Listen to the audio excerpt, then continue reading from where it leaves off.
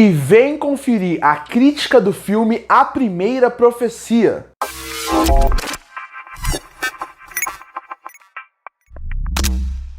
E em 1976 chegava nos cinemas um filme muito importante para o gênero de horror/terror, que seria o filme A Profecia.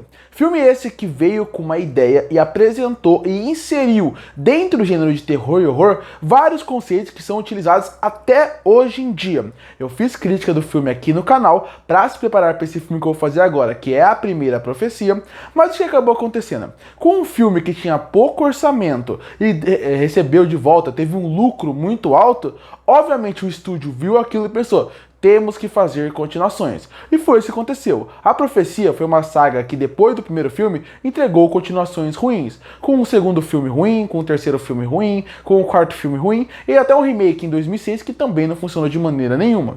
E quando você acaba lançando muitos filmes, aquela franquia que era lucrativa acaba se tornando uma franquia que ela acaba ficando desgastada. E depois de anos, desde 2006, sem relar nessa franquia, agora em 2024 acharam uma boa ideia voltar com ela, com o filme A Primeira Profecia. E o que esse filme vai tratar? Como o próprio nome diz, A Primeira Profecia. Ela vai contar a história antes do filme de 1976. E isso eu acho muito arriscado quando o cinema faz. Eu acho arriscado, primeiro porque você está mexendo com um clássico. A Profecia é um clássico do cinema de terror. Então você está mexendo com antes disso. Você automaticamente vai mexer com o clássico. Você pode afetar a história do filme que vai vir depois, que é o clássico, e ao mesmo tempo você pode cair no engano de toda hora ter que ficar se explicando ou tentar criar conexões, e isso pode dar errado. E o segundo motivo que eu não gosto disso é porque às vezes mostra uma falta de criatividade em Hollywood e tentar criar franquias novas e sempre ficar retomando com a ideia da nostalgia.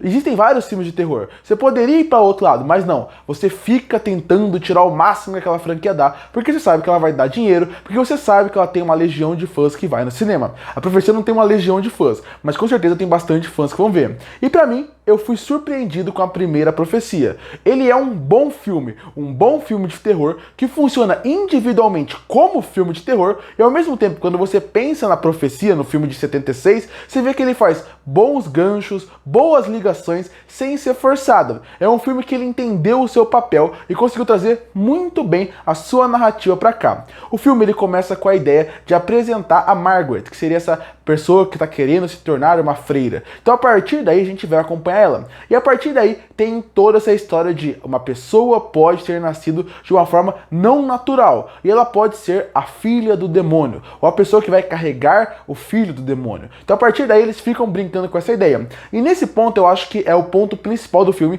que ele funciona bem. Como o roteiro e a direção conseguem trabalhar bem o suspense e o mistério. Você tem uma dúvida e você sabe que não é o maior mistério do mundo, não é o maior suspense do mundo, mas ele consegue te entreter. O roteirista ele conseguiu trabalhar bem essa ideia de quem é a filha do demônio? É a Margaret? É a Carlina? Quem que é esse filho do demônio? Ou ela é a mulher do demônio? Qual que é a ligação dela? O que vai acontecer a partir daí? E isso eu gosto bastante. Acho que nesse ponto o roteiro consegue bem. Ele consegue te prender por quase 2 horas para você querer saber o que está acontecendo. Mesmo que seja um pouco óbvio e você mate no começo, o roteiro e a direção conseguem te prender. Outra coisa que eu gosto bastante é como o filme ele tem a Roma, mas ele não trabalha a Roma, a Itália como um todo, como um personagem. Então eles focam muito naquele monastério onde elas estão. Isso é interessante, porque eu gosto muito de como eles criam os cenários, criam o ambiente. Esse o filme de 76 fazia bastante. Como eles criavam muito o cenário para dar mais vida para aquele lugar. Isso eu achei muito legal. Como todo aquele monastério, as salas, as pinturas na parede, as pinturas no chão fazem com que dê mais vida e mais alma para tudo aquilo. E até em alguns momentos, quando o filme tem algumas viradas, você acaba percebendo que apesar do roteiro usar algumas ideias para ser um pouco mais fáceis, para brincar com o roteiro de uma forma mais fácil e tenta brincar com a inteligência do espectador, ao mesmo tempo você vê que ele consegue fazer isso de uma forma interessante, usando bem os cenários, usando bem o lugar, usando bem as pinturas na parede. Então ele consegue brincar com coisas que você praticamente está ali desde o começo do filme e você não consegue ver, ou não tinha olhos para ver naquele momento.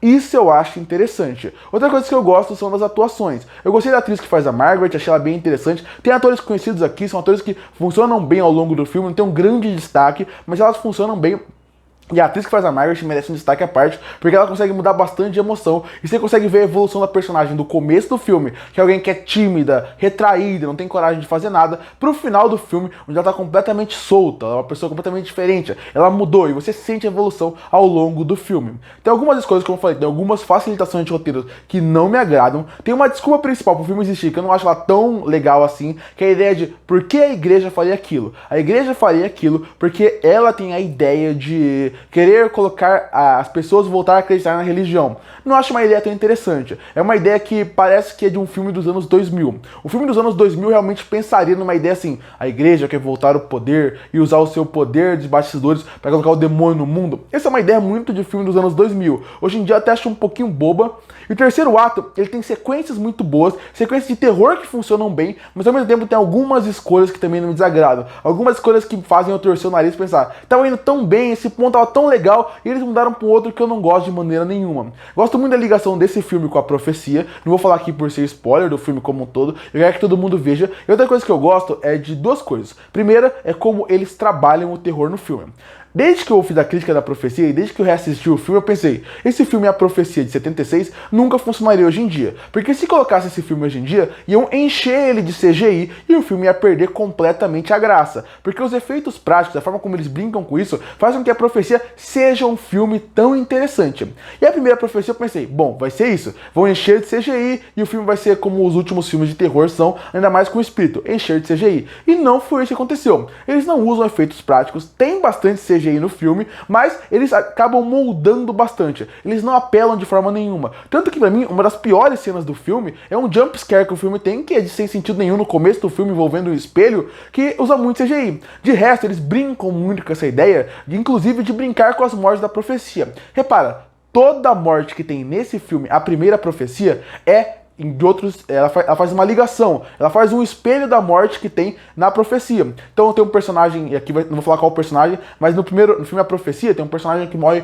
com uma lança no seu corpo, aqui tem uma referência parecida. Um morre decapitado, aqui morre de uma forma parecida, enforcado, aqui também. Então você vê que tem um paralelo da morte da profecia com a primeira profecia. Eu gosto bastante porque elas funcionam no filme, são mortes pesadas, às vezes sem ter que mostrar muito, e ao mesmo tempo faz esse paralelo, que funciona para quem gosta da profecia e para quem não gosta, são só mortes interessantes.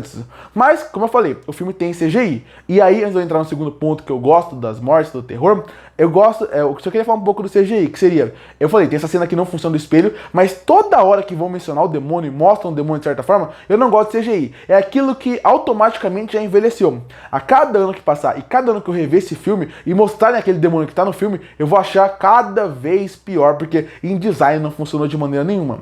Uma outra coisa que eu gosto, como eu falei, em questão do terror, é como a câmera brinca bastante. No filme A Profecia, eu elogiei muito que o diretor, por pouco orçamento, tinha que brincar muito com o jogo de câmera e com as luzes para fazer com que o terror funcionasse. Aqui eles fazem isso também. Eles brincam muito com a ideia da cabeça da personagem, se ela tá vendo aquilo ou não, se aquilo existe ou não, o que realmente é real ou não. E brincar muito com a luz, com a sombra, com as pinturas, funciona muito bem. É um terror de uma forma diferente e que no terror moderno quase não existe, porque sempre vão apelar para um CGI. Por exemplo, você pega esse filme que brinca muito com pinturas o tempo inteiro.